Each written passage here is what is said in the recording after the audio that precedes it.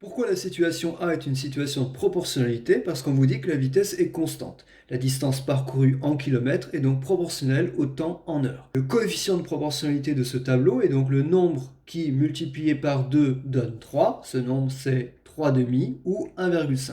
Si on appelle x le temps en heures, la distance parcourue en kilomètres, c'est donc x fois 1,5, soit 1,5x.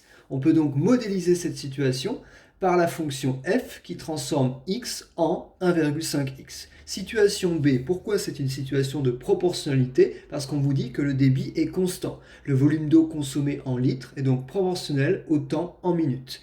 Le coefficient de proportionnalité, c'est le nombre qui, multiplié par 1, donne 20. C'est bien sûr 20. Si on appelle x le temps en minutes, le volume d'eau consommé en litres, est bien 20x.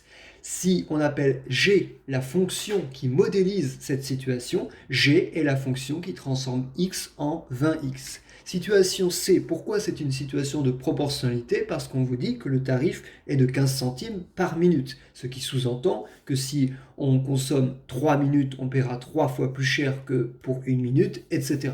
Le prix payé en centimes est proportionnel au temps en minutes. Le coefficient de proportionnalité, c'est le nombre qui multiplié par 1 donne 15, c'est bien sûr 15. Si on appelle x le temps en minutes, le prix payé en centimes est 15x. Si on appelle h la fonction qui modélise cette situation, h est la fonction qui transforme x en 15x.